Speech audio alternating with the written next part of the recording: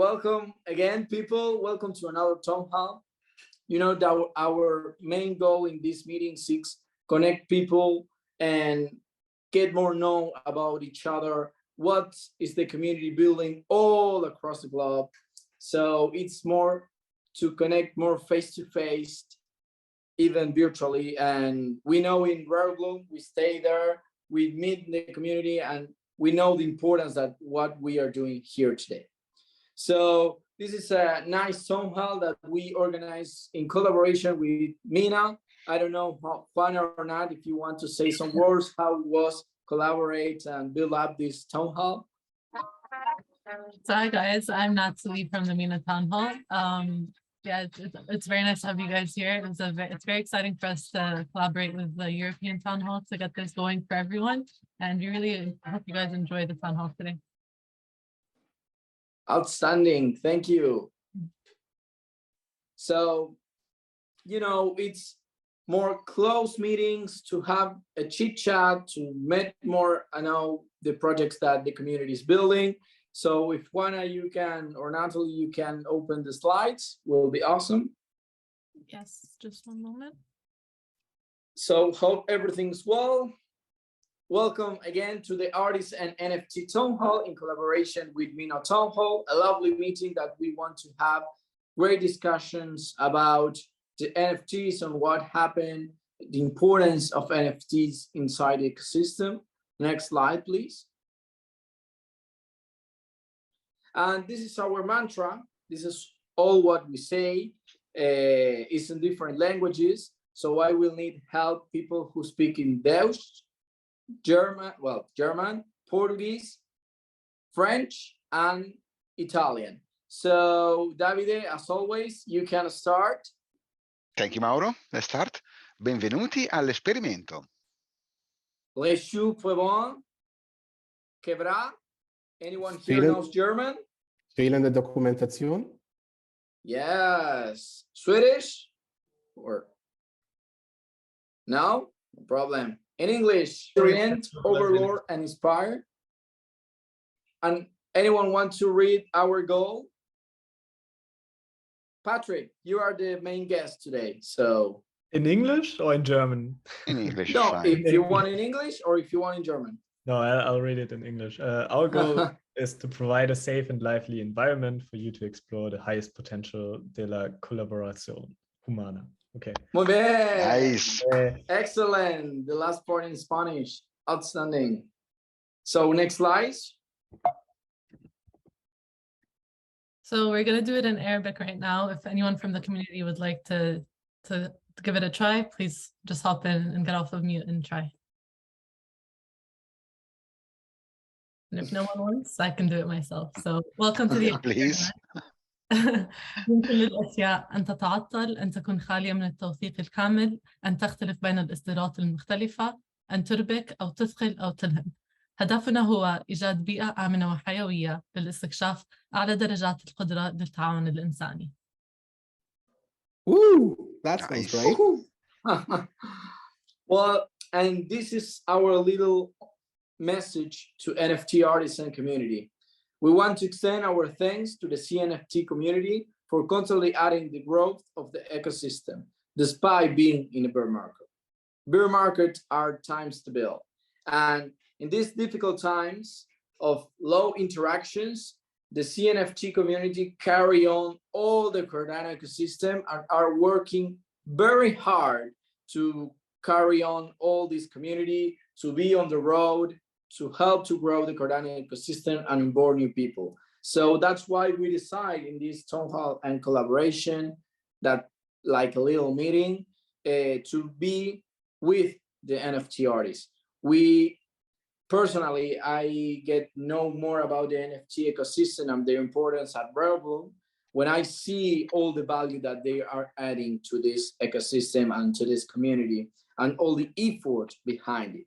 There are not only art that people want to earn money. There are more value, more people working on it. And it's really, really interesting to know more about. That's why we decided to have today this town hall. Next slide, please.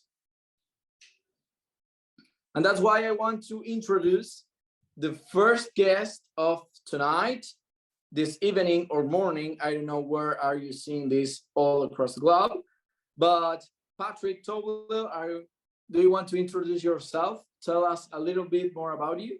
Sure, yeah, I can tell you a little bit about me. So I'm Patrick. I'm the founder of NMaker, and NMaker was previously known as NFT Maker, but NMaker is basically a tool that allows other people to build on the Cardano blockchain. So we define ourselves as Web3 infrastructure, and the goal is really just to make it as easy as possible for everyone to come along and say, okay, I want to build something on Cardano. And I started this back in the day, like last year. It's not that far along or that far away actually, but it sounds or feels like a very long time. But I started this, and it was basically the very first time that people could actually do something on Cardano that was different than just staking the ADA or just sending, ADA from A to B. So basically a minting tool. And then since then, this has exploded a little bit, and now we're like a really big team, and we're all working on different parts of making Cardano more accessible to everyone, and we're building different tools. So the most popular tool is NMaker Studio, and on top of that, we build like all these different smaller tools that people can use to integrate them into their own applications, into their own websites, stuff like that. Like for example, a payment system. We're working on a custodial wallet. We're working on a store, but not like JPEG store, but more like a modular store that you can use to build own white label stores, stuff like that. And yeah, I love Cardano. I love Catalyst. And I'm very glad to be here. And I could talk for a very long time, but maybe I'll cut it because I don't want to bore you. No problem. The idea is that you tell more about your project, and after that, we are going to have a great connection with the community. So the idea is that speak more about yourself, your nomination to the summit. You are going to speak in Lausanne, what you are going to speak, what are the next steps for your project, what you see in Rare Room about the community. Well, do you have a great time, a great experience? Some things about that. Yeah, actually, if you want, I also have a few slides, like standard slides that I also shared at Rare Bloom. If you want, I can share those quickly. I don't know if you can see this now. Is it green on? Yep.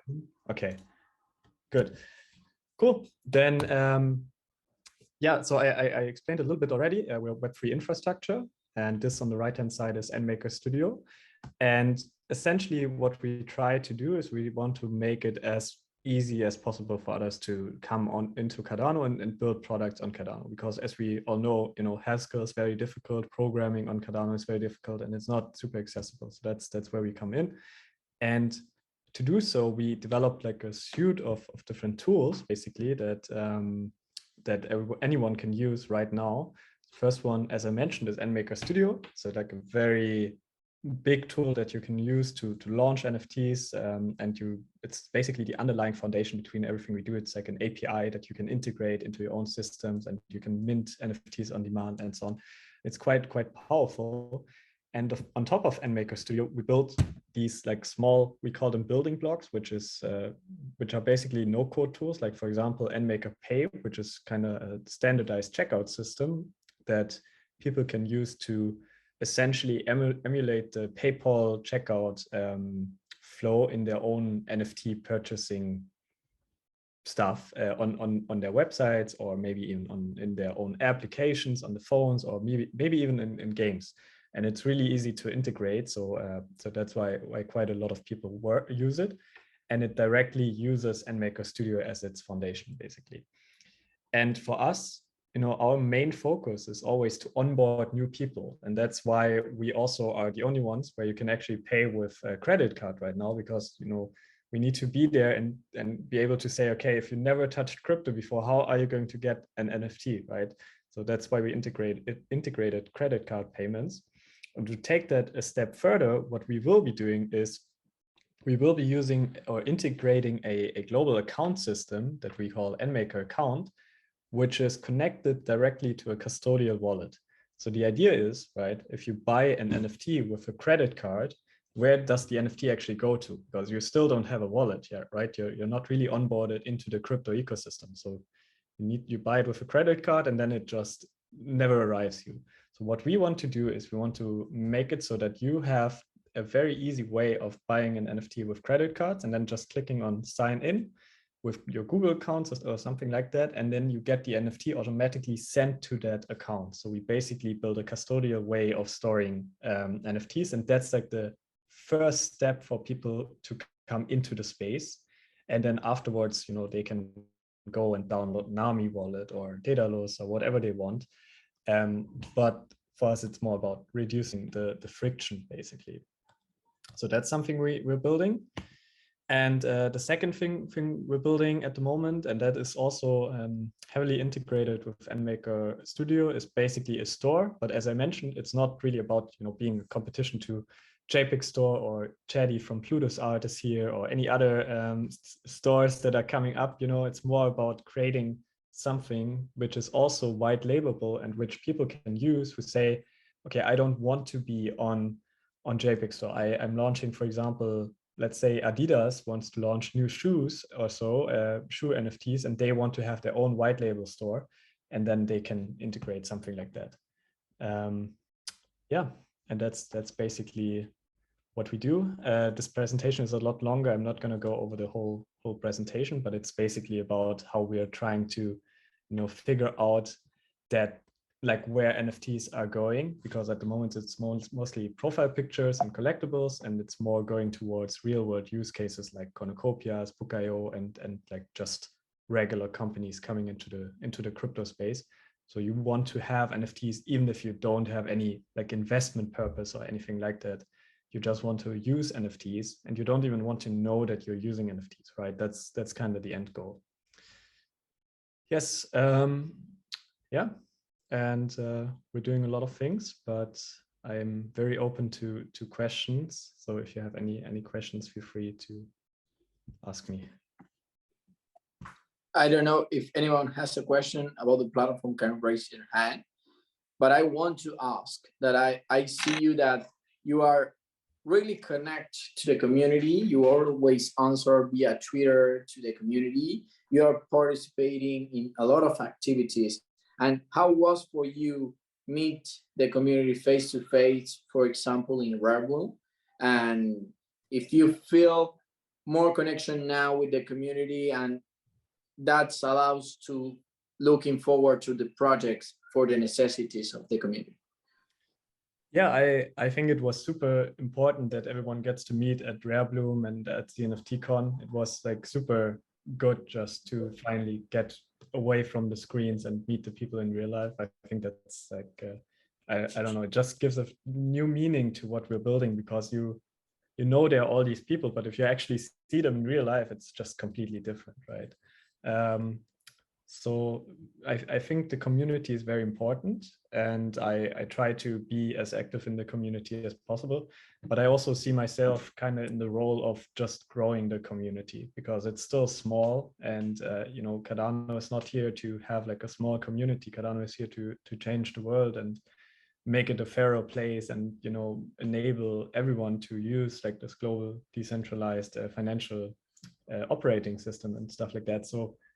So I think we just need to get more people on board, especially builders who actually build applications so that we can onboard new users.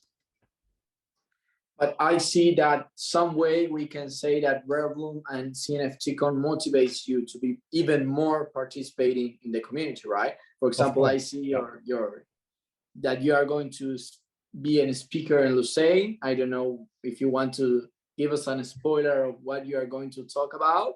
I have no idea what I'm talking about, to be honest. I have to still figure that out. But I'm very excited for that. And Lucerne is in Switzerland, so that's where I'm located as well and where NMaker is. So it's like very close to home, and I'm very excited that everyone is coming to Switzerland to celebrate Cardano. And also, you are now have a nomination to the Circle and Catalyst, right? Yes. Yeah. So that encouraged you, we can say, that these events to be more participant, and you see all necessities that are going on in Cardano ecosystem. So really interesting. I don't know if anyone here has another question about the platform or something, but we have another section more about these questions, more open to the community. So if Juana or Nat are here, you need to. Yeah, maybe- actually, I have like 100 questions, but probably it's better if I postpone it to later. In that case. Okay. Okay. So we have a panel discussion open that we will handle of Marcus. The idea is to talk and discuss more about what's going on now on NFTs, share perspectives and philosophies of that, and it's open to the community. We are going to talk with Patrick and with Chadi, but it's open. Anyone can raise their hand and give their opinion, and that's the idea. Because in this ecosystem, we have different opinions. We have different perspectives, we have different cultures. So it's always important to hear what the community or each person wants or think. So Marcus, I give you the word. So. Hey. So everybody wants to say hello to Patrick, Chadi, and myself. I say hello to myself. But Patrick, you have already presented yourself. Is there something else that you would like to say to your person? Not really. I don't know if there's anything else. Okay, cool. Chadi, who are you? That's a good question. Who am I? So like Patrick, I think Patrick was one of the first people to come into the NFT community. So was I in terms of Cardano. I've been in it since April last year, mid-April. Just after SpaceBuds came out, I started selling NFTs and creating my own. I'm known as the first AI generative artist on the Cardano blockchain. And recently, two of my friends and I, and of course, Patrick knows a lot about it because we talk to him a lot, are starting Plutus Art, which is basically, it started off with the idea that we wanted something like Looks Rare on the Cardano ecosystem, something that was never done before. And we are working on doing something like that. So this is basically what I do on Cardano. So I'm a one-of-one artist plus project manager / CEO of the new marketplace coming out soon. Very cool. So before I say hello to myself, I want to go back to you and Patrick. You have a very special relationship, and I think that's worth mentioning. How does it come like that? I mean, like people would think you would compete with each other. Is it a friendly competition? Is it more like supporting each other? Is it an old couple? Who are you in this particular case? An old couple. That would mean that we are old to begin with. Oh, okay. Well, I'll let Patrick maybe start. I don't know how to answer that question. That's a very odd question. Paddy has always been around. I think he sees himself as the person responsible for annoying me as much as possible. But no, it's been, I don't know, I would say we're friends, and I don't think we're competitors or anything like that. So yeah. I've always said that my motto is collaborate, don't compete, because we can still compete. It's not, but when we say the word compete, it has that almost aggressive part to it in today's connotation. What I was trying to say is that for me, competition is natural. So to say that we're competing in an ecosystem is an afterthought. I prefer that we collaborate. We are not at the point where the ecosystem is so mature that we should focus on competition. We're at the point where if any one of us wins, we all win.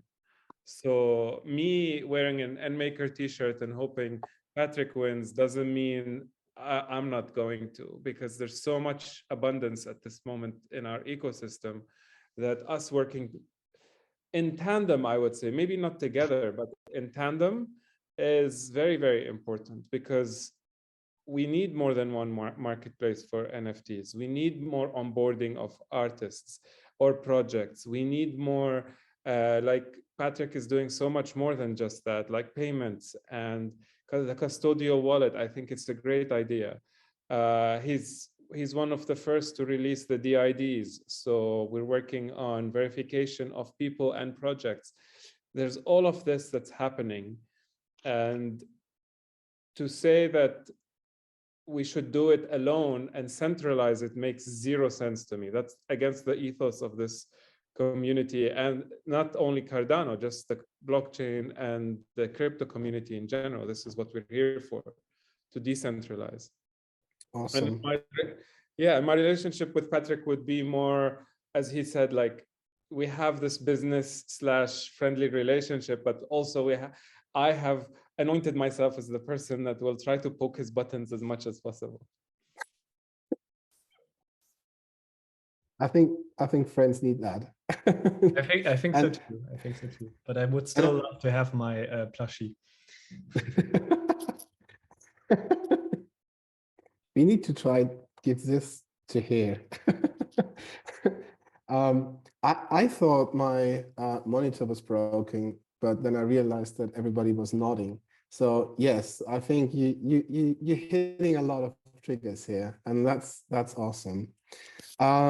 Just to give you a very, very brief background on who I am, I'm in the Cardano community of Europe, and I'm hosting a Twitter space focused on the German parts, because we need to figure out that we get those back into the ecosystem that have been left behind. Yeah, you can expect that for other languages too, not with me, but yeah, that's something that you need to look out for. I'm really happy about today. I'm not going to switch my screen. I just referred to go voting for Catalyst Circle, and you find many people there that you might find interesting. And there was a long meeting yesterday. I don't know if it's out there yet. So I'm a youngster, but I have questions. And here comes the thing that I want to get known for: 30 seconds power play. Why? Oh, okay. Yeah, you can also leave them away, because I would like to see the faces. This is more interesting to me in this case. Can we share that? Go back to faces. So that's the power play. Why does your grandmother need an NFT? Who wants to start with? Patrick. In 30 seconds? Yes, in 30 seconds. Oh my God. So I think, you know, my grandmother is investing into stocks, but she's not doing it herself. She's going to the bank and then she's telling them, okay, you know, I have no idea, please invest something for me. And I think stocks have become very accessible to normal people in the last few years. But one thing which has not become accessible is actually housing. So I want houses in the long term to be fractionalized as NFTs. And I want everyone to be able to buy a fraction of a house. And my grandmother doesn't have enough money for a whole house, so she could be investing into that. Okay, cool. Maybe one day. Very cool. Chadi? You get the same chance. My grandmother doesn't need to know she has an NFT. One second. You get the same chance in 20 seconds. No, I'm just kidding. No. I just need 5. I said cool. I think my grandmother doesn't need to know she's using the NFTs. They can be in the background. So there's a use case, and there's many people already talking about, like, for example, look at Reddit. They onboarded more people than OpenSea in a weekend than OpenSea has done probably through its lifetime. So people don't need to know they're using NFTs. Awesome. That's just inspiring, because I think that leads us exactly away from this. We are techies, and when we pitch our products, we focus on the technology. We're using Haskell, we're using whatever we do. We're using Plutus, and we are currently in that area. Nobody cares except us at the first place. And if we get to the outsiders and want to make them inclusive, they don't need to know. Absolutely awesome. Mauro. I want to know the answer of Matt Turner, because you don't know him yet. He's going to have a slot, but he's in the Disco Solaris team. They do a great branding and marketing in Rare Bloom, and it's a very hot topic NFT projects in the moment. So Matt, what do you think your grandma is gonna need an NFT? Am I coming through? Can you guys hear me? Yes. Perfect. Yeah, Yes, we can. perfect. I think there's a couple of things. I think the first one is like, you know, as anyone gets older, you consider legacy and what you leave behind.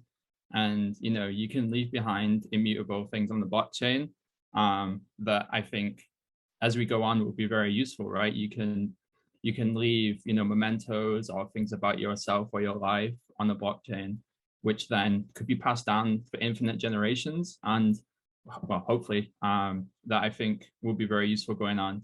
And I think secondly, if they was to get involved, like actually into it a bit, I think the community aspect is something that I'm very close to, that I feel like elderly folk often struggle with kind of relationships and those feelings of loneliness. And if they could, you know, jump into a Discord, if they had the capabilities or involve themselves in the community, it could really benefit lots of people who may suffer from that.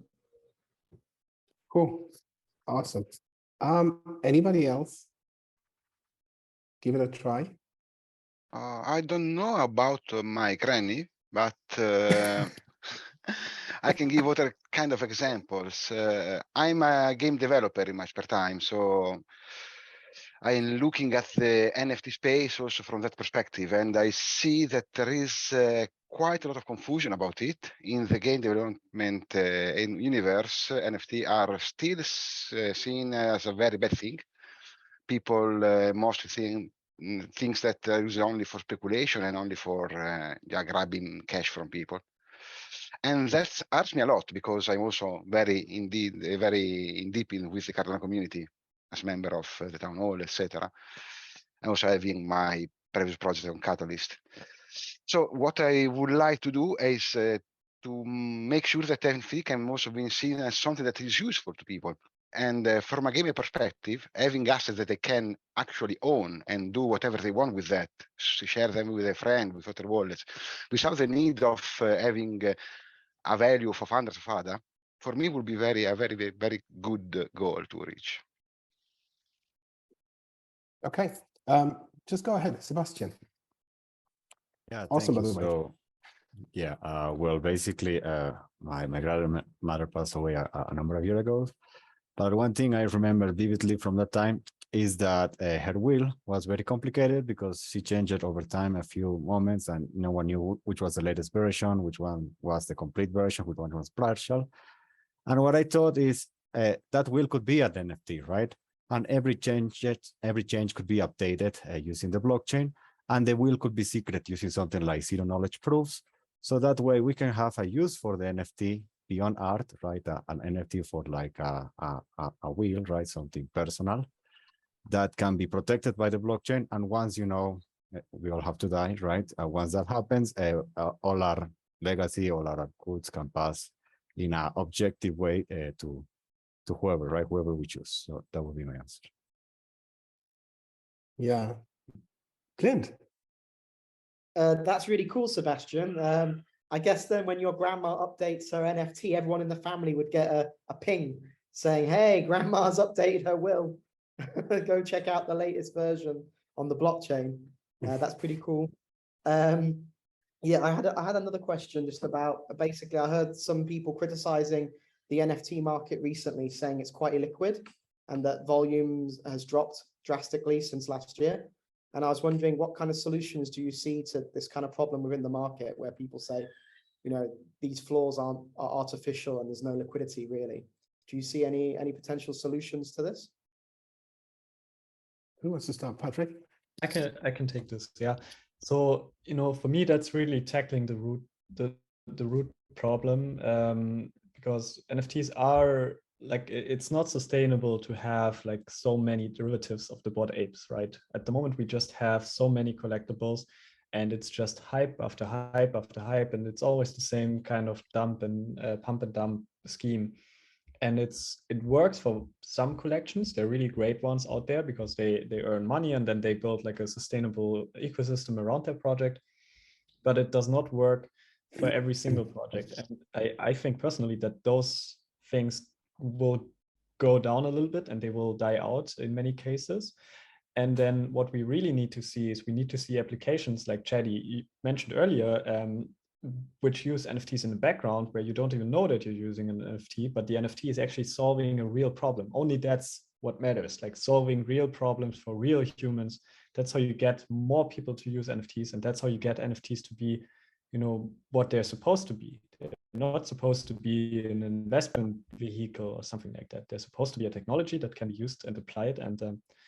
And yeah, and in the end, you know, most people don't even care what technology they're using. No one cares if they're using HTTPS or whatever HTML in the background of their website. So that's where we have to go, and that's why we need to be pushing those real world use cases and those real solutions instead of just the next, you know, big, I don't know, Ape 5000 drop. Can I extend the question a little bit? Last year, 2021, because this comes a bit with the implication of Clint, we don't talk necessarily about price, but last year was like the NFT official boom year, whatever, right? And now we're saying NFTs are going to explode. Was 2021 just the warm-up for the next 5 years? If we would speak in price, I don't know. People say yes. I mean, if the token goes up in price, then the rest goes up in price. But and I think that would come naturally. But in general, speaking of what we speak here, what's going to come next? What was 2021 compared to 2023? I would dare to say. So I'll jump here. I think we have to take 2021 in the context of 2021. We were in a context of a very specific blip, I would say, in our history when it comes to the economy, when it comes to everything. What the positive thing it did for us is that it shined it brought a light onto the crypto environment in a way that we weren't able to do before. A lot of people had more time, they had more disposable income because some of them got government help and some of them were still keeping their jobs but working from home. So they were saving on not eating out, they were saving on not having to commute, etc. So that's a good question you asked. However, we should always put it in that blip of what happened in our history. That being said, I feel like today you also talked about liquidity. Yes, the liquidity is being drained out because people are using the cash to buy real life goods, especially real estate, artwork, real life artwork, etc., because those are the assets that are going to hold the value. A dollar is going to go up and down. A Bitcoin is going to go up and down in value. But that house will always get something that is worth what it is worth on that day. And this is what people are doing today. So the liquidity is being taken out of crypto and being put in there. Circling back to NFTs themselves, what happened last year is that now the word NFT is everywhere. My grandmother, as you said, knows NFTs, you know, in your first question. The little kid in 3rd grade wants to create NFTs. Everybody knows what NFTs are today. As Patrick said, we are going from a very visual representation of NFTs because we are a visual creature. We are a creature that likes to see and likes to experience through seeing. And we are going into a background into NFTs where my grandmother doesn't need to know she's using NFTs. And that will bring back the liquidity into crypto. Because naturally, if it's happening in the background, you don't know you're even paying for it. So it's a bit more complex. So in 5 years, I would say we will have NFTs in places we don't even know. Example, again, case in point today is Reddit. On Reddit today, they're using Polygon, and they are the people that have onboarded the most NFTs to date in one project. So imagine more people doing that. Imagine Meta decides to make DIDs on NFTs. Imagine, I don't know who's bigger than Meta, but if Meta do it, it's everybody's on NFTs, you see? That makes it hard for speculators. Mauro. Yeah, I was thinking that I prefer 2022 besides 2021. Talking about NFT, in my personal experience, I used to think that NFT are only images, are only scammers, are only great artists that wants to earn money. But what I learned in the last year is that it's real people behind it. It's real people working on. And that was 2022 allows to show to the community that it's real people working on. There is in the good ones when the price is up at $3, and it's people when it's at 40 cents. We are here, we are still working. In 2022, I was only an investor, and I only look Cardano and blockchain to earn money. But in 2021, in 2022, yeah, I started to work in Cardano, to work in the Cardano ecosystem. And I meet to 200 people, and it was wonderful. And I understand the value of the technology, the work behind it, the future that it really has. So I prefer 2022 in all aspects, in the blockchain and from NFTs. And it was life-changing to me, meet the community in Rare Bloom, because again, I can understand the importance of NFTs, the importance of being here working, and the future that Cardano has, because we are pretty soon here, we are really little community, and this is going to be massive. So that's my opinion, what happened with NFTs, and that's how I changed my mind, my own mind this last year, and not in a bull market, in a bear market. That was my personal experience. So it was for me outstanding. Wonderful, Mauro. Sorry, me now, yeah. Yeah, I just want to build on what Mauro was saying. I fully agree on that. I came into, under similar circumstances, you're learning more about the kind of technology after. And I think that's, as people implied, probably how it makes sense to be. And I think the way this kind of is working now in the ecosystem, I believe, is allowing artists to much more directly interact with the communities and their followers. For example, back in the day, if we're thinking about, for example, musicians, so Julia Marcel is Amber VHS with Disco Solaris, and she's she's a real life Polish pop star. But as over the time, especially with COVID, you've gone from not only these streaming platforms where musicians that used to be able to make money are maybe no longer making money because you have to get millions and millions and millions of listens. Then you have 2 years where every concert on the planet is pretty much cancelled, and then there's no longer any more opportunity to make any money from jobs that is a career for them long term. So then you've got these there's projects like Noom, and I learned about these CNFT Con Vegas when they did the panel, where they're allowing artists to sell NFTs, which are fractionalizations of their royalties. So then they can sell these to their supporters, who then this does well or just long term. It's kind of their supporters then look to also gain from that. And I think that kind of the closer relationship between artists and their fans is something that is really, really valuable. And we've seen it as well with the likes of things like Patreon, where, you know, artists can, you know, you only need maybe 100 people who are willing to support you for like, you know, $20 a month. And that is much more sustainable than trying to appeal to thousands of people. And I think to me, that is a place where NFTs really shine. And while it may not have to be Web3 as things like Patreon, I think the, you know, the Web3 aspects of it does allow even more options.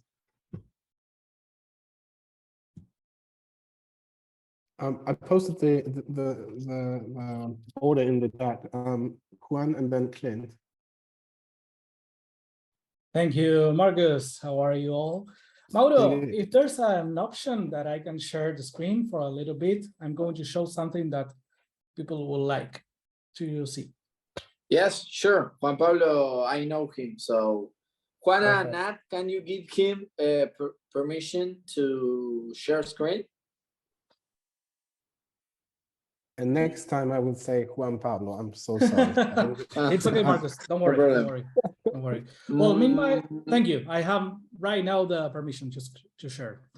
Well, before I share my screen, I would like to say that NFT adoption, it's very strange because if we are in the Web3 or cryptocurrency world, in bull market where we earn money, and in bear market we develop. That's how I say it. And I think that the NFT market, it's like developed by situations that push to limit people to find a different way to do something. For example, in Argentina, the peso argentino is a very bad currency. It's very volatile. It gets devaluated every day. And in Argentina, we have some problems in every industry, especially in tourism and with airplanes. So when you're just planning your vacation, I don't know, more or less 6 months on the day to go or 1 year, you buy your tickets, your airplane tickets. And maybe when the date gets near to fly, maybe you have to cancel the flight because you can't pay for that vacations, for that holidays. I know a lot of people that needs to cancel the money, and unfortunately, the flight ticket, and unfortunately they lost their money. Here, it's a business called Travel XYZ that developed the first NFT airplanes tickets in Latin America. Let me show you and share the screen. Just let me know if you can see it. Yep, perfectly. Perfect. Okay. Well, this is like the main website. This is my wallet. I have 1 cent of USDC because I purchased an NFT ticket that is a flight. If I go to my NFT ticket info, I just may click and here's my flight. This will be on March 17 to Buenos Aires, and 3 days later, I'm going to be back to Bariloche. So if I had to cancel this trip in the Web2 world, it's impossible.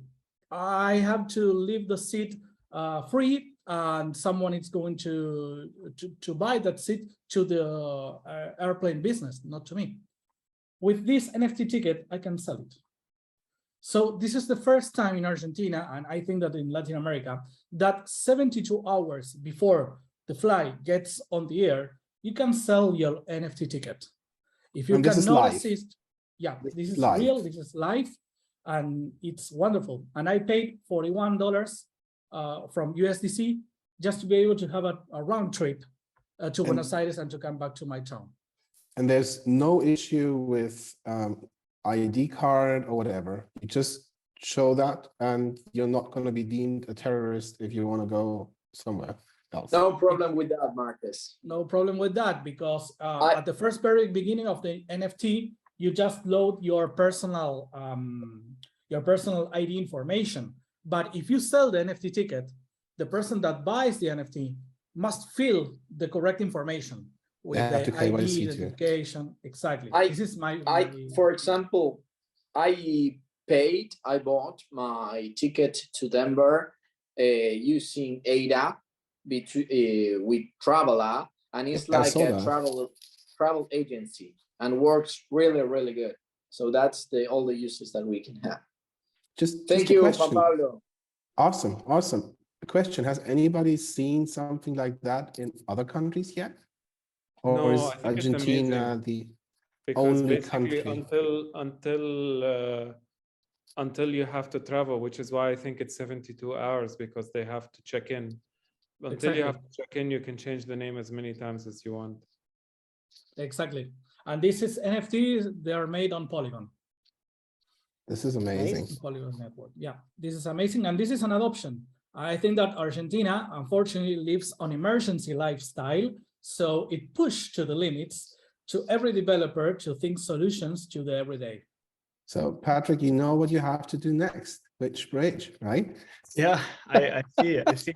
No, this is really amazing. This is a real use case, which makes sense. I love it. It's really good.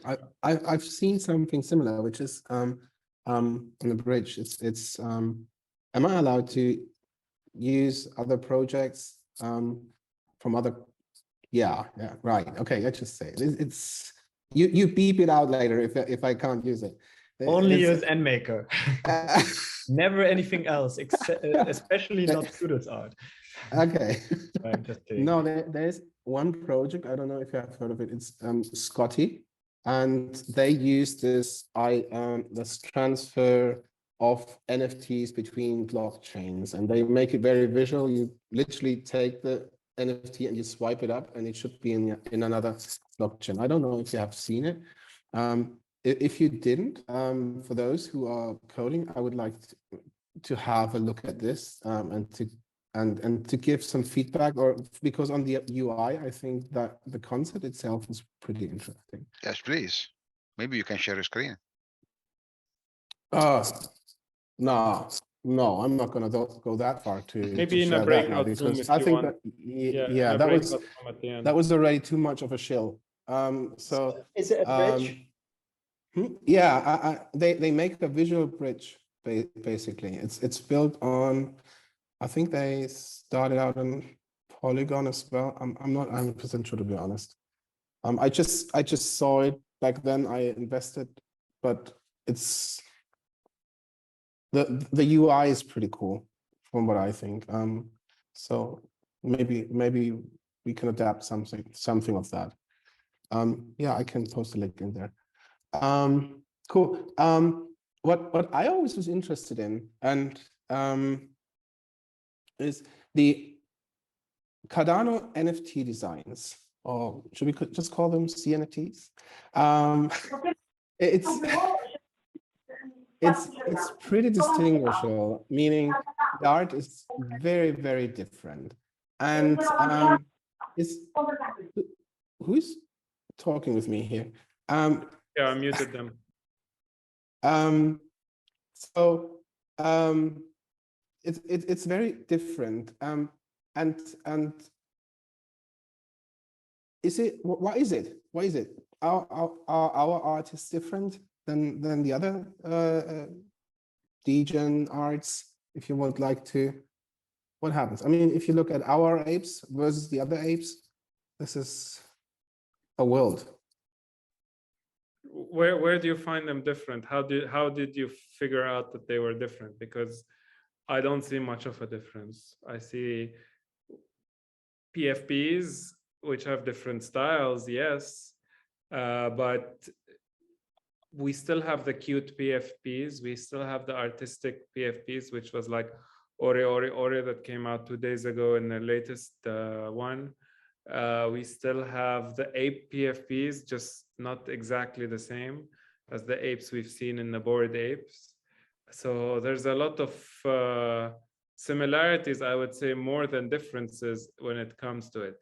Maybe the biggest difference we have is that we don't have enough one-of-one artists that are making enough of a living on Cardano.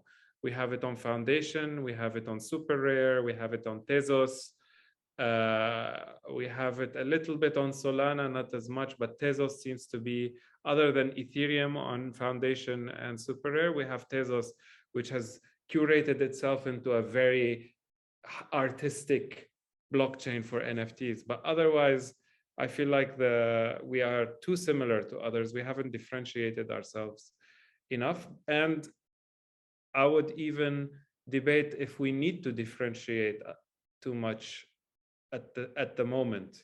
Maybe later, but at the moment, just to bring people in, we need to give them what they're used to seeing. And then we can start changing. Okay, because I found always that in the beginning, when I jumped first time into the Cardano NFT system, I found them very clean compared to other artworks, and it seemed to be very programmatic. And now the more you look left and right, it's maybe even more sophisticated. It's less childish. It's a bit more. To me, it always seemed most of the artworks are more mature in the approach. It's just like people with different backgrounds adding something else, not just having fun, degen fun, right? I mean, there is degen as well, but that was my first impression, and it didn't change so far. So I skipped. Yeah, I skipped Clint before, so please, sorry. No worries. Hey, thanks, guys. Yeah, I have a question for the panel, actually. It seems like we're all on agreement here that, you know, digital art isn't going anywhere. That's still going to be an important part of the NFT scene, but the next growth period is going to be, you know, marked by the real use cases of NFTs and the solution that they can have for real world problems, whether that be tokenizing real world assets, representing, you know, airplane tickets on the internet for sale, representing wills, you know, a certificate of ownership or certificate of authenticity, fractionalizing houses, etc. I'm just wondering which of these areas specifically do you see to be the most disruptive, and which one will be the leading the charge? You know, will it be tokenizing real world assets? Will it be representing in-game items? Like, which one of these real world solutions is going to lead the growth spurt into the NFT world in the coming year? I think clearly it's going to be gaming in the short term. I think that's the most accessible one, and the one where you have the least regulatory troubles. So gaming is going to be huge in the next few years. And then long term, we will have you know, all these big use cases like fractionalizing housing and stuff like that, which is very hard to do. But yeah, you kind of have to look at it from a way of like what's actually doable right now and what can be doable in a few years from a technical perspective, but also regulatory and legal and so on. So I truly think it's gaming in the next years. I agree that gaming is coming up, but I say even before gaming, a bridge between us and gaming is probably platforms like Discord and Reddit and Meta. Like, I truly believe Meta is going to come out with something soon. Don't ask me why. I don't know anyone that works there. I just feel it's coming because they see Reddit doing it. I feel like Discord, Reddit, Meta, all of those will have their own exclusive NFTs that will come into play. And then this will translate into gaming because we have a lot of gamers in there. Because if, who was it? I think, I just remember Studio Malaka, David, was saying that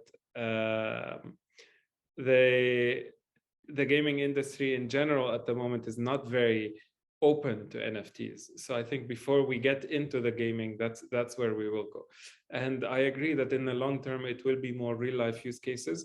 One of which I think will come much sooner than anything else is probably because we already have them, but digital IDs. The digital IDs, I think, are coming very soon. Digital passports, where your passport is on your phone and you don't need to anymore carry the passport. I think this will come much sooner than us expect, especially where I live, places like Dubai. Already they don't issue residencies. Your residency is digital. Like your passport no longer has your residency on it. So those things I feel like will come before we expect it. Like we'll wake up one day and they will announce that passports might be digital or something like that. Like those are coming, whether we like it or not. Those are coming. If you wouldn't have said that, I would have sneaked that one in. Yeah, I think that will silently but progressively come, and then very, very fast. I mean, Until- already, if you look at our passports, they have the chip in them, right? Yeah. Which is why we always have to put our Mobile hand. phone on it? Well, no, you know, in some countries you have to put your hand to scan your fingerprints. It's just to make sure you are the same one on the passport, because they scan your passport too. So depending where you're going, maybe you guys in the EU, you don't need it inside the EU, but America usually does it to everyone. China does it to everyone. Many countries do it now. Yeah. I think Matt, Thank you, guys. Can you lower the hand if you haven't? Yeah, thank you. Matt, Is it me? then Sorry, Sebastian. it's Yes. straightened out now. So I think there's like different levels to this, because like to me there was a key word in the question which was like disruptive, right? And I think if it's in an ID and it's an NFT and no one really knows because no one's really interacting with it, then I don't see it as disruptive. I see it as it's coming. It's definitely coming. I think the big ones are obviously the social media platforms. I think those are very important because it allows people to opt in. I believe one thing that was big with Reddit is like, obviously, you know, you can still have these avatars without it being an NFT. So that kind of like leads you into it. And then suddenly they're digital collectibles and not NFTs, which apparently makes all the difference. And then, yeah, I think gaming's massive because there's been so much pushback, but the companies are still slowly easing it in. You'll see companies like Ubisoft, they kind of announced plans and then there was pushback. So they said they wouldn't. And then if you read into it, it seems they're still doing it. They're just doing it under a different name. And I think that's the kind of it. It's the ones, you know, they're easing it in so people almost feel like they've got a choice, which I think is the next step. I think the things like IDs won't be too disruptive because one day, as I've said, you'll just wake up and it'll be like that. Absolutely. Sebastian. Yeah, so, you know, as a person who studied economics in university, I come from a totally different perspective. And I think actually NFTs have a tremendous power to represent financial products that are unique, right? Right now, when we have tokens, tokens really are not able to represent too many things. But with an NFT, you can represent a letter of credit, a bond, a structured debt, and an insurance, a ship manifest, you know, a bunch of whole other financial products that require that uniqueness, but also require to be monetizable at the same time. So actually, I think that is the path for growth. And in Ethereum, there are already some projects doing this. There is one called Solve Protocol. They are representing bonds from companies as NFTs, and they have been quite successful even in this downturn. So yeah, I do think that is the path forward. Wonderful. Matt, you have another idea, or you have your hand open? Up? Apologies, I just didn't knock it down myself. Okay, but then what do you say are the pros and cons then for NFTs in the Cardano architecture? Where do you see common challenges? This, Patrick doesn't know it yet, but this will be the subject of our call tomorrow. Me and him have a call tomorrow. But one thing that I think the marketplaces have still not solved, and me, Patrick, JPEG, Artifact, Token, Flipper, we're all building those marketplaces. But one thing that is not solved yet is verification of projects or verifications of those collections. It's all done manually. It's all very centralized in a way. And we've seen a problem that happened recently. Actually, when I woke up, it had just started going on Twitter, is that we've had an issue on JPEG where someone had inserted, well, they called it a bug. And it's all, if you look at if you trace back, it's because it was done manually. It was something that was not trustless. It was something that was not on the blockchain. So I feel one of the biggest issues we have at the moment is how do we verify a collection on the marketplaces? And this is very short term because this is needed right now. This is a real problem. How do we do this and still make it viable and make it in a way that people can use it. For example, on Ethereum, most marketplaces will not even bother to verify you if you haven't made a minimum of 100, 200, 300 Ethereum.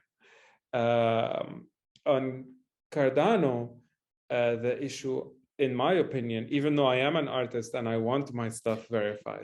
Can you explain that for 1 second for those people who don't know? What is project verification? The biggest issue we have is that you go as a user, you want to buy an NFT from a collection.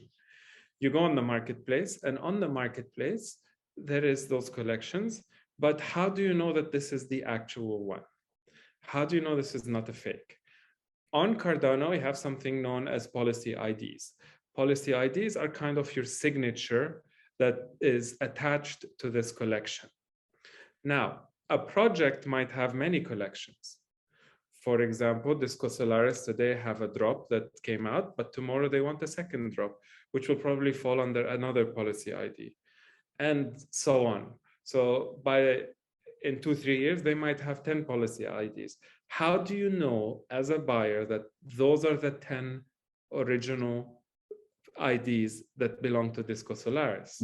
That's basically it's just an image thingy, right? Well, no, it's not an image thingy. It's a no. That's the argument of the outsiders to say, oh, it's just an image. It's just a JPEG. Well, yeah, we're talking about something else now. We're talking about the proof of ownership aspect of NFTs. But me as a buyer, how do I know this is the original?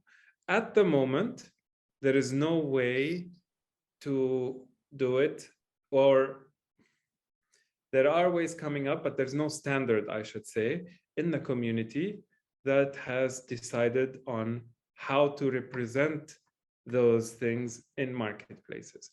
I know this because this is something I am building right now. So it's something that could be solved maybe with the IDs that NMaker have come out with, but might not.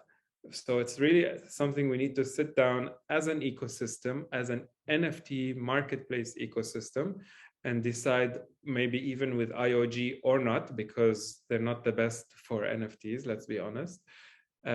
So we have to all sit down together and decide on a standard and how to build that standard together. Because at the moment, it's all centralized. There's a lot of human error. We've seen it today. It happened just today. And we can't allow this to keep on happening, because this is the Achilles heel in the Cardano NFT marketplaces at the moment. If we let it go on, it will cannibalize us at some point. So if we do want this to keep on going, we have to figure it out. And I saw, like, when you asked the question, first thing I thought about is tomorrow when I sit down with Patrick, and that will be one of the things we will be talking about, because I don't think he even has a solution. There are a few sips here and there, but nobody has sat down and finalized that. There is Argus that is doing AI verification, but it's not the same thing. It's just telling us if it's a fake one or a real one, but then it's not the way, because it's still centralized through Argus in a way that you have to go through them to get that. It's not a standard in the community. So to me, this is the biggest issue we are facing now. It's not the rug pulls, because Twitter is telling you every day who's a rug pull. And it just happened 2 days ago with Milk. Allegedly, I don't want to be sued, but allegedly people, oh, sorry, my dog has decided she wants to bark. She's real after all. Yeah, so like, to me, it's not the rug pulls, it's not this, it's not that, it's keeping the consumer safe from a verification point of view. This is the biggest issue we might face.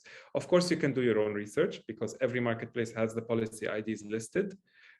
But let's be honest, a lot of people don't. Yeah, that's a question I'd like to sneak in before the same question then to answer, to have Sebastian, Matt, and Ben, and Marcin, and obviously Patrick, if you want to say something, Patrick, on this one. Where would I go to find those NFT projects? Like, You said we have Exactly. Twitter. We have Twitter. But Exactly. where's This is my this point. source? This is the point. This is the point. At the moment, it's very, I wouldn't even say decentralized. It's very sporadic. Some people put it on their Discord. Some people put it on their website. Some people put it on Twitter. Some people put it on everything. Some people put it on Medium. So at the moment, it's, if you want to make sure Disco Solaris, this is the policy ID for their drop, probably you have to go on their website. But you have to make sure it's the real website. You have to make sure it's the real Twitter. You have to make sure it's the real this or that. So you're talking about something like a trust registry for NFTs, basically. Well, basically, we need a standard in the community, and we need to decide on it as a community, as an ecosystem. I can't come up with a standard and expect everybody else to work with it, because this is what JPEG tried to do, and then it didn't work. We're still having issues. We saw it today. And I'm not criticizing it. It's growing pains. It's normal. It's the ecosystem. But with so much money being pumped into NFT marketplaces today, and we're in a bear market, imagine when we go to the bull, figure that out before we go into the bull market. And I'm not even sure we have the technology for it. It might be a technology question. Like we've discussed this between us in the team a lot. And yesterday we took a decision. Today, with what happened with JPEG, that decision was nullified. So day-to-day things are changing. And to me, this is the biggest problem we have in this NFT ecosystem at the moment, because it's just, there's no standard. I advocate for everybody who's watching this town hall, if anybody is ever criticizing the intention of NFT creators, make a little clip of what Chadi just said and share it and throw it into their face. Because this is just awesome. Wait, what part of what I said? The responsible part. You can cut it down to what you need it. The part about milk being the rock, probably. Absolutely impressive. This was just so good. Thank you so much for it. Could listen to this for hours.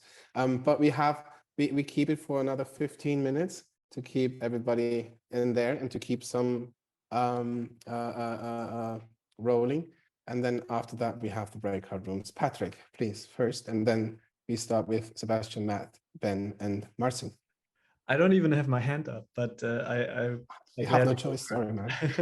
Yeah. So the thing is, you know, your identity is a very, very difficult thing to manage.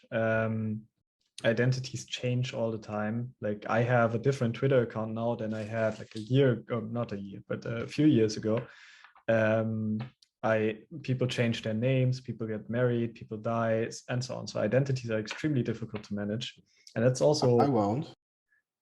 You won't get married, or you won't die? No, I won't die. No, okay, that's good. That's good. Not planning to. And also get married.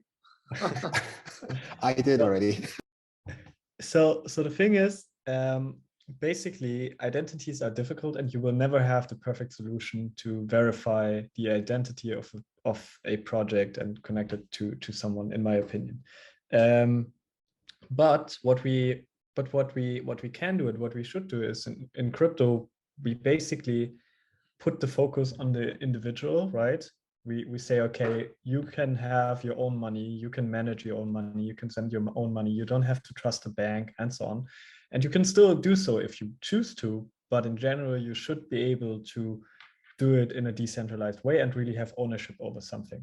And the same goes for your identity, and the same should be going for verifying projects, NFT projects. And to me, the important part is that we make this more accessible and we present people with the right data so that they can look at this data and they can say, okay, I trust this data or I do not trust this data. And that's also why we wrote the CIP, where you connect digital identities with NFT projects, because there it's really about connecting all the different identity parts of a person that they want to connect to an NFT project directly. So for example, if I want to launch an NFT project, I could say, okay, I want to only connect my Twitter account, or I want to connect my Twitter and my Facebook and my Instagram account, or I want to connect all these plus my KYC. And then you have all these different data points, which are completely unfakeably connected to your NFT project. And then you can expose those data points as a marketplace to the end users. So for example, JPEG Store could have all these different social icons, and they could put a little check mark under them and say, okay, this Twitter account is really connected to this project. And then you as the end user can go to this Twitter account and you can say, okay, I trust this Twitter account, looks legit. I'll go to the Instagram next. I trust this Instagram account as well, also looks legit, and so on. And KYC, of course, is like the height of it. So basically, that's the next step, in my opinion, giving people the option to connect their identities directly with the on-chain NFTs, and then making that data available through the marketplaces. And then we can think about the next step where we say, okay, maybe we want to automate the verification. Maybe we want to say, okay, you get a trust score for the amount of things that you connected or something like that. Or we have like some sort of AI in the background who knows if this is legit or if it looks very, very fake, something like this. But it's a very difficult topic to tackle, to be honest. People underestimate that. So think about it tonight, because tomorrow we'll be talking about it. I will. I always think about it. I always think about your problems in the night. Very awesome. Sebastian.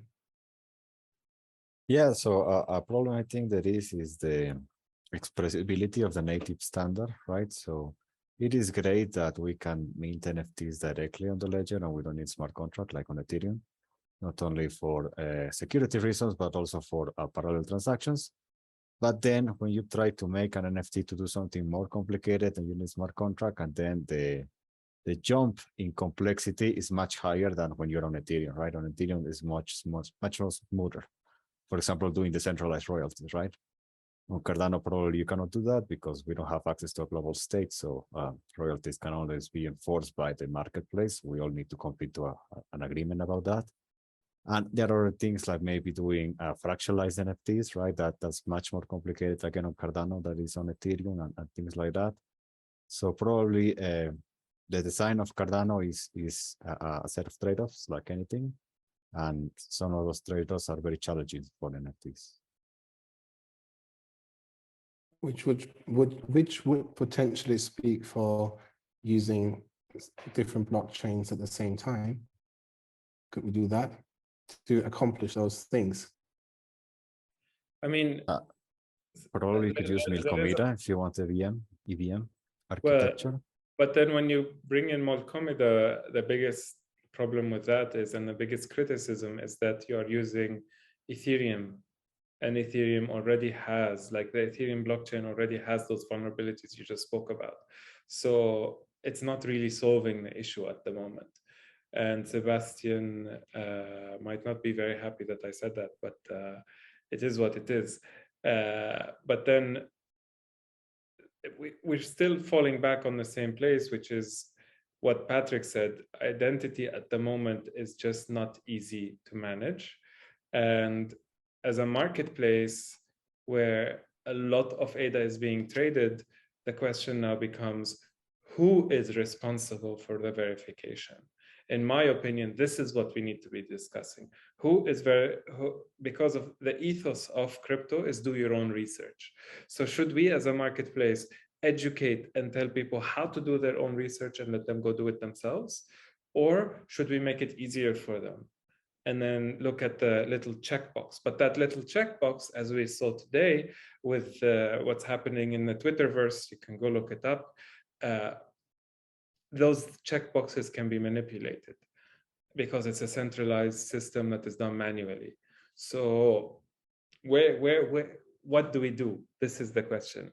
And it's not an easy one to answer. It just is not an easy one to figure out. And we will always have critics on both sides. So if tomorrow us as Plutus decide we want to leave it in your hands as the client, it might bite us in the ass, or the client might say, yes, great, thank you for that. I'll go do my own research, especially that you showed me how to do it. You know, Yeah. Like my ethos is teach a man to fish and he will eat all of his life, you know? So yeah, it has a lot of philosophical questions baked in as well. Matt. So while I agree with the previous points, especially what Kadi was saying, I guess as myself, like a non-developer, my perspective may be quite different. And I think a big challenge facing our ecosystem right now is, I've just checked, the stats on OpenSea NFT. 94 to 99% of all sales go through one marketplace for Cardano NFTs. And, the whole spirit of this is decentralization, right? And so as far as I'm aware, for example, with like Ethereum, there is some kind of contract which market share, and then you can have listings on various marketplaces at once. And that allows for some level of competition, even though we know there is one main marketplace. I'm not sure if it necessarily holds the same market share as ours. And so I personally think, that is huge problematic, because as we've learned from today, there was a level of human error that has brought, huge negatives potentially into various projects and the trust of this market. And effectively the whole ecosystem is now on the back of one group. And while obviously I'm sure their intentions across the board are well, you're leaving lots of vulnerability there. And there are other marketplaces out there that, in my opinion, do the same thing or certain things better. And, if it was just for DGens, right, one of them, especially that I know of, has, lower fees. So that surely would make sense to use. But the nature of the system means everyone has to just use the most popular one, because that's where all the buys and the sales occur. And if you use another one, then nothing will, your assets, there's none to buy or there's none to sell. And to me, that is a huge problem, because Web3 should be decentralized, and the whole ecosystem is not based on that. So if you look at we had a panel at CNFTCon that discussed just this. And the thing is, at the moment, the way Cardano works is that if you want to sell an NFT, it has to go into that smart contract. And the biggest smart contract, the marketplace smart contract at the moment, is JPEG. Don't be shy to say it. Saying 95% and saying JPEG are synonymous at the moment. So it is a fact. The way it works on Ethereum is that they all work on the ERC, if I'm not mistaken, 20 or 721. I mix them up, but this is how it works. And each marketplace can tap into that one and take out. Now, us who are building marketplaces, and maybe Patrick can go into more technical details, but from my understanding as a non-technical person is, when we build our smart contracts as a marketplace, we can decide if we want to close that contract and not allow other marketplaces to come in and trade off of our smart contract, or we can decide to keep it open and let you build those tickets, those transactions, and go in and out of our contract, and essentially take away a sale from our marketplace.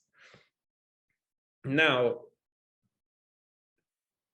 every business is going to do their own thing. Every business has their own end goal in sight. We have not gone for VC funding, so we have probably way more leeway to do what we want than JPEG, who now is responsible to answer to a VC, for example. This is talking from a business perspective. So if I was the CEO of JPEG, I would probably want to do the same thing. I would defend Blake on this, because I have to report to a VC now. I have people that are on my neck that want money from me, in 2, 4, 10 years, whatever. So it all depends on how you're building your business. I completely agree with you. Our ethos in Plutus Art is decentralization. I can tell you that Flipper is decentralization. I can tell you that NMaker is working on ways like white labeling and all of that, which in a way is also decentralization. I know Patrick himself from my conversations with him, he's a big proponent of decentralization. So how do we bring all those marketplaces and make them work a little bit like Ethereum, where we can all sell from each other? To me, I call it affiliate programming. So I don't mind if me and Flipper have an affiliate link between us. If I sell something that is listed on Flipper, for example, or JPEG, as long as we have that partnership agreement, why not? Why not share those fees? There's nothing wrong with it.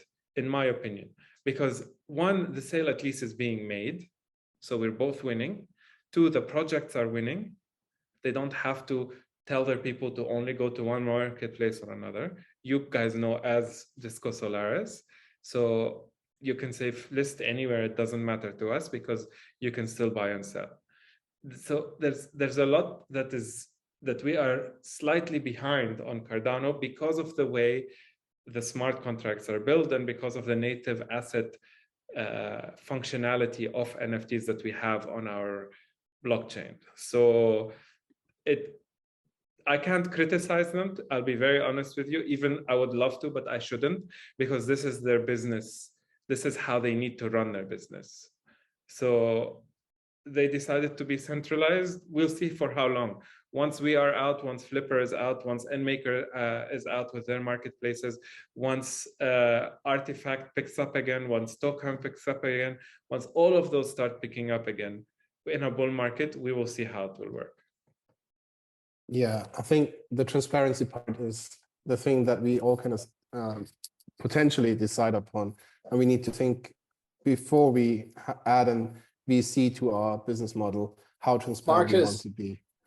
Ben, yeah. Marcus, Patrick needs to go, but okay. Before he goes, I want to give the word to Matt Turner that had raised his hand, to Marcin and Ben, and we can close this interaction section. What do you think? Perfect.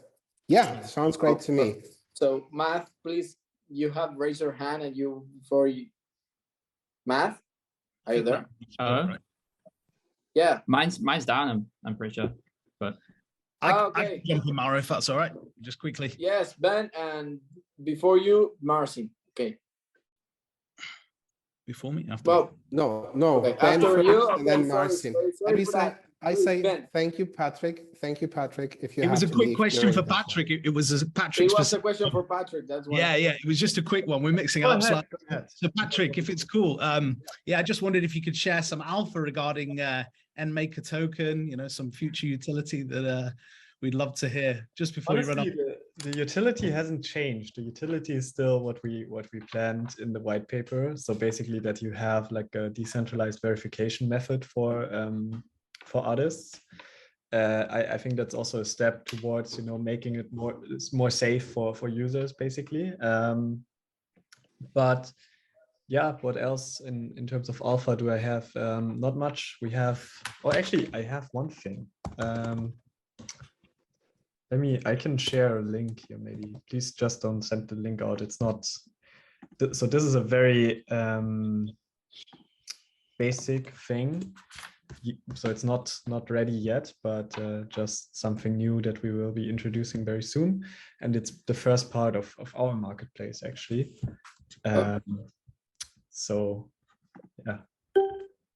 Wow, hot off the press. Thank you very much, Patrick. I only shared it with a few friends in the Cardano Twitter space, Telegram group. Sorry. Marcin, do you have a question for Patrick or an opinion? I don't want to be the party crusher, but I think at the currently status, we are talking about decentralization and IDs and identities that Patrick and Mr. Nasser mentioned. I guess this is currently in utopia, because if we look at this as an NFT gaming project, and we listen to this, what Charles says regarding lays and avoiding bots and multi-accounting for games and so on, mentioning for the lays project, I am really keen and curious what kind of technology will be up in the future, especially on Cardano, to avoid this, because I think in some use cases you need centralization to avoid fraud and fake and all the kind of issues you are running, especially if you're running a games company. And that's the biggest problem for us. We will run a tournament in a few days, and we are now running into the problems that we are looking how we will avoid multi-accounting, how we will avoid, of course, many people that try to betray others who are just really, honest. And we don't see currently for it. It doesn't matter which kind of blockchain. We don't see currently any solution for without a centralized entity who will, look after such mechanics where you see something like a personal identity or private identity where you really see, okay, this account belongs to Mauro Andreoli or Patrick Tobler and so on, without doing bad to other people. So I don't know, maybe I'm wrong, maybe somebody can convince me. But I currently really see this a hard topic for the future, for the next 12 months. Yeah. Bye, Patrick. So, Patrick, thank you so much. I hope you have a great time. It's great. Thank you, Patrick. Inviting me, and I agree with what Marcin said. So thanks so much, and see all of you hopefully soon. How can I reach you out, Patrick? Do you mind if I try to message you on Discord, maybe? Yeah, of course. Actually, no. Don't use Discord, please. Use my email, Patrick. Yes, thank you. That's the Discord is a mess. Amazing. Thank you very much. You can talk to him in mail and in Twitter also, right, Patrick? Yeah, of course. In Twitter also. Okay. Cool. See you. Thank you to be here. Thank you so much. And thank you, Marcy, for your opinion. We are really working to close the batch and people can have representation. That's an interesting topic. I'm going to be close here to look forward. Yes, Marcus. Yeah, I would just give one tiny answer to this. This is a question that is actually difficult for the whole DIT and SSI community. So, and this is exactly the problem why this is not being rolled out like you want to see it now. However, if you're looking about a KYC service that is integrating somehow with blockchain, you could have a look at BlockPass. This works pretty well. And yeah, have a look at these. Okay, cool. Okay, so Juana, do you want to, or Nat, do you want to play the next slides? And okay, perfect.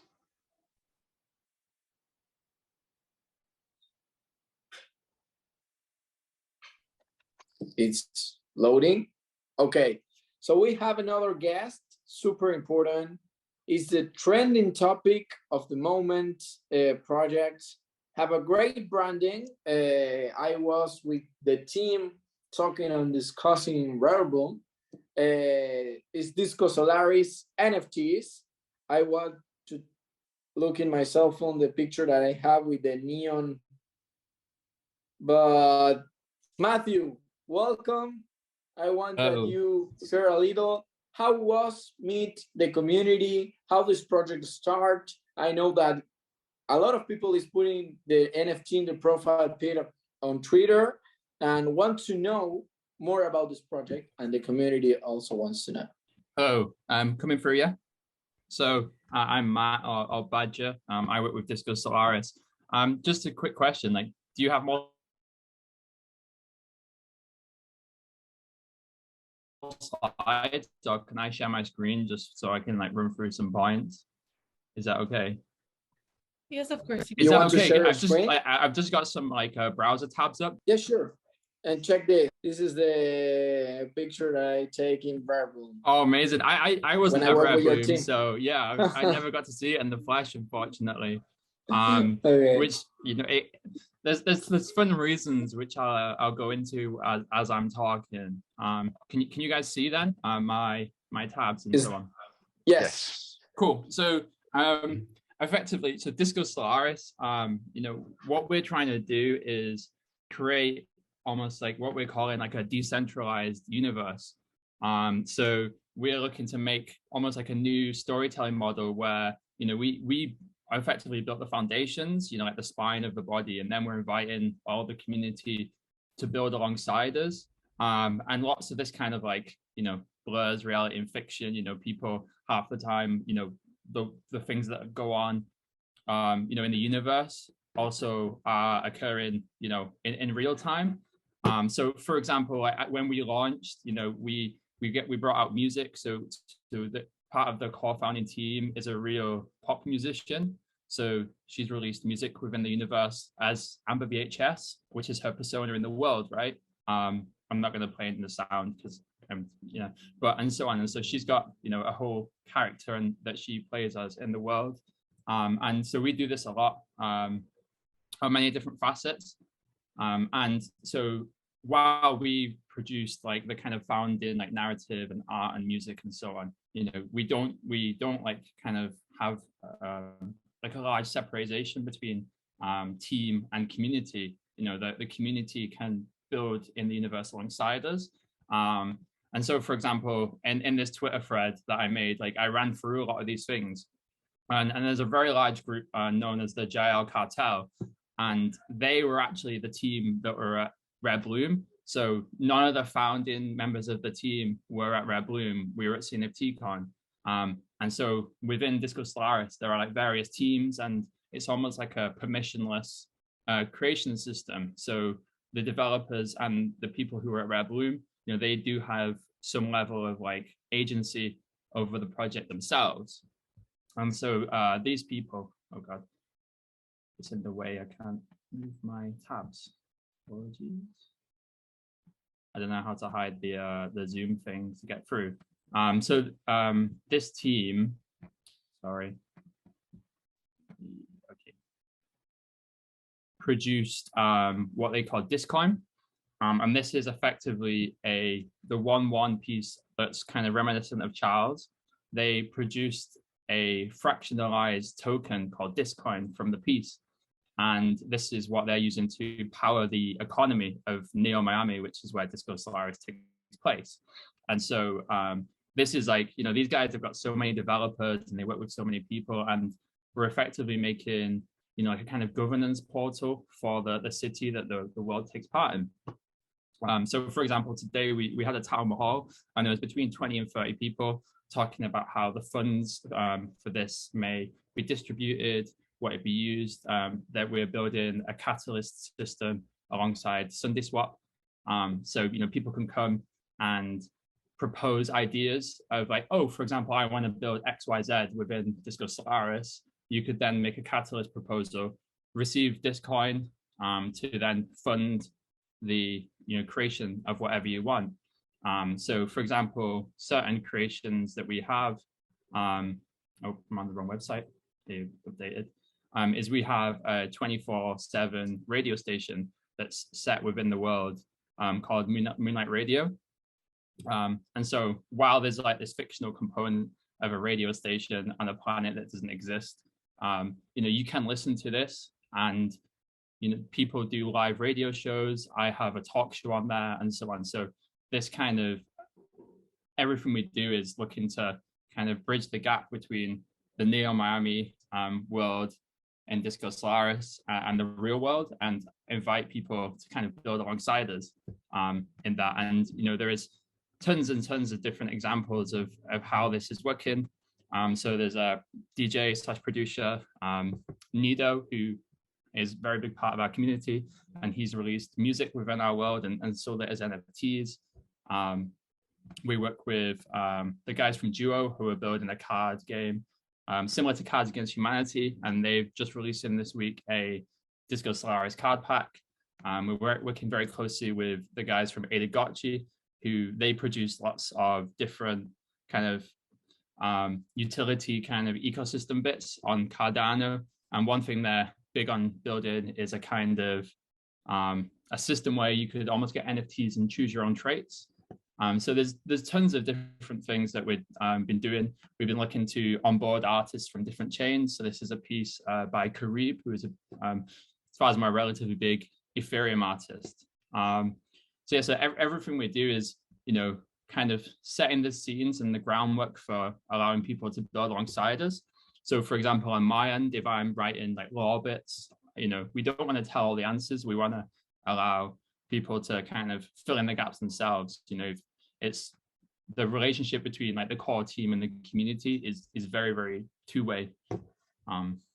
Yeah, I think that's it for the presentation. If anyone has any questions or thoughts, or if not, I'm sure I can think of more things to discuss about, because I mean, as I would recommend looking through this kind of Twitter thread. You know, there's just so much stuff going on that it's almost like a full-time job just keeping up with everything that's going on. For example, one person's made an adult nightclub within the universe. There's various different lore things. Someone's making an animated series. We've got music and 3D virtual spaces to hang out and so on. Yeah. I have a quick question because we need to move forward, but why do you think there is such a boom with this project, with Disco Solaris? Is the key in how you handle this community? Because if you know, a lot of people is using the Disco Solaris NFTs, such as Quasar, Conrad of Ada Handel, and a lot of well-known people of the Cardano ecosystem. So it shows professionalism, because if this project wasn't a scam, the real people of the Cardano ecosystem won't use it because they are looking for it. So what do you think was the key of success to get such an adoption of these NFTs and collection? So I think initially there was, you know, this inherent like trust between the team and the community, that the community can make things and the team will respect that and you know, give them the trust that that's okay. You know, before, for example, before the mint even launched, there was people in the Discord talking about, oh, what would like a cafe look like within this universe? And then next thing, that's been integrated into the lore. It showed up in the music video. So you can see here, Snack Beat, that was community made, and this all released before even the mint. So there was immediately a precedent set that, you know, we will take the community's creations and respect them as kind of real. And then I think from there, it was just a level of a network effect. So the guys who are at Rare Bloom, you know, they're very, very passionate about this. I think, you know, a key tie-in is all this ethos and the passion for it. And that, you know, if you're in this and you see that share the vision, then you'll want to bring in other people who share that vision. And I think that's what so much of it is all about. When, you know, at these various conventions, and today when we had this town hall, it's about people who just really believe in this, really passionate about this, and kind of think, well, what can I do to empower myself and everyone around me? And then if you know someone who also shares that feeling, then you can bring them in, and then it just compounds, you know. And I believe, you know, we're only just getting started with that kind of momentum, because if every person feels the same, brings in 2 more people, then it's going to keep growing. And it's super interesting that you say it, because that's how I changed my mind about NFTs. And once I see, for example, the Disco Solaris team talking with the community about their questions and that kind of or concerns, was really amazing to see those real people working on. And that's how you show that the project is not a scam. It's a great value project. So thank you, Matt. And thank you for your presentation. How we can reach you, if anyone here wants to reach you? Me personally, I'm at Badger Salesman. So if you have any issues, just follow me and I'll follow you back and DM me. Or come into our Discord. And you know, most of my life is this, because, you know, it's hard not to think about it and do it, right? So 7 days a week, most of my waking hours. I won't pretend it's healthy, but, you know, if we weren't doing this as a job, I'm sure we'd be doing this anyway, because that's how most people in this are. So yeah, just reach out and I'm sure we'll have a great conversation. Awesome. I have a question. It just came to my mind when you wrapped it up. If I would have to explain that to my grandmother, I could say it is the possibility to live TV by yourself, like an MTV video, whatever you ever wanted to say. And if you want to make a movie in do? Star Wars, you can. If you want to make a book, you can.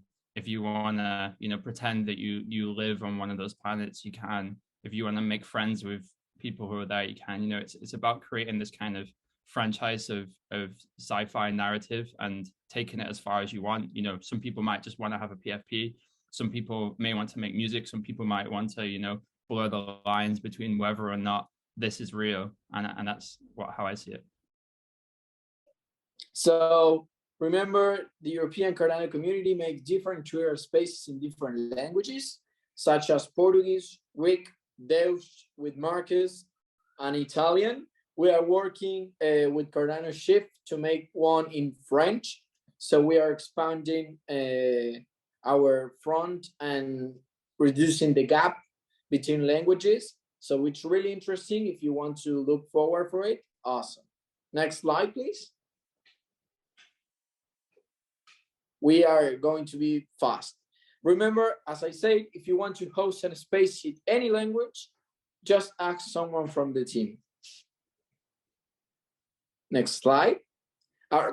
Another thing, remember that our shop is open. Next slide. And we have a clearance sales. Looking forward to Lucene if you want to be there representing the European Cardano community or something like that. So people can tell you, hey, you are the same community as me, or someone of the team, such as Ricardo, Marcus, Davide, Isat, could reach you. You can buy, I don't know, a t-shirt, a hoodie, whatever what you want to represent the European community in the summit. And also all the summits in Europe. Next slide. The word for you, Nat. Yeah, it's Joanna. Just wanted to mention that we're also hosting the Cardano Summit here in Dubai. So I'll be sending the meetup link in the chat here for anyone that's in Dubai and would like to join us on November 20th. Okay, and so just as everybody knows, there's a cool down period between Fund 9 and Fund 10, so make sure for everyone to take a break. IAG announced that there's a delay in the Cardano project catalyst start date for Fund 10 to incorporate governance improvements requested by the communities.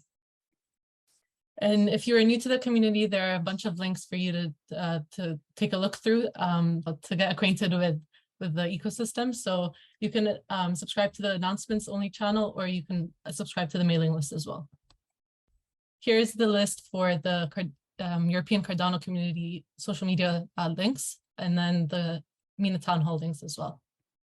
So from the EU town hall and the MENA town hall, we just want to say happy Halloween to everyone, to all the ghosts of this ghost chain. And as for today's breakout rooms, we're going to have Fund 9 retrospective led by Joanna, Shares Lake, and then we have an open room for everyone to discuss any topics they would like to today. Thank you. So, Miguel, do you want to only say 3 or 4 words about what is about your breakout room or something like that? Briefly summary about it. Yeah. So hi everyone, I'm Miguel from Chesley. Well, we are going to talk a bit about the stablecoins and about the redeemable stablecoin, which is well, it has been actually the first stablecoin in the world Cardano ecosystem. We started to work with it when we minted the first redeemable in September, and it is a fiat-backed stablecoin with a novel concept, not pegged. Well, we call it a stablecoin pegged to living costs. Some of you were talking before about how people buy houses to preserve their value, and this is basically the concept behind redeemable. So maybe you will be interested in it. That's more or less what we are going to be the themes we are going to be talking about. And you, Juana, in the Fund 9 retrospective? Yeah, I mean, I'm not sure if a breakout room is even needed. I'm not sure if there's a lot of people for that, but because Fund 9 came to an end, we're trying to gather as much feedback from the community about how we could improve Catalyst moving forward. There's actually a link that I would share right here in the chat. So if you guys have time to just go through this, there's like a couple of suggestions that are made by the community. And you can like either agree, disagree, or comment unsure or whatnot, and then also add your own feedback. And all of this data is collected and obviously put forward for improvement of Catalyst in the future as well. So I'm not sure if we want a breakout room or if anyone has anything they'd like to say about their experience with Catalyst. If you guys have participated in Fund 9, I know some people that dropped off were in Fund 9, but regardless, it's not limited to here. We have so much time before Fund 10, so please always like feel free to give as much feedback as possible within this cool down period, because it's very vital to collect this data to improve the processes of Catalyst. Perfect. So the breakout room are open. Everyone can choose about the topic that you want. So see you in one of them. Bye.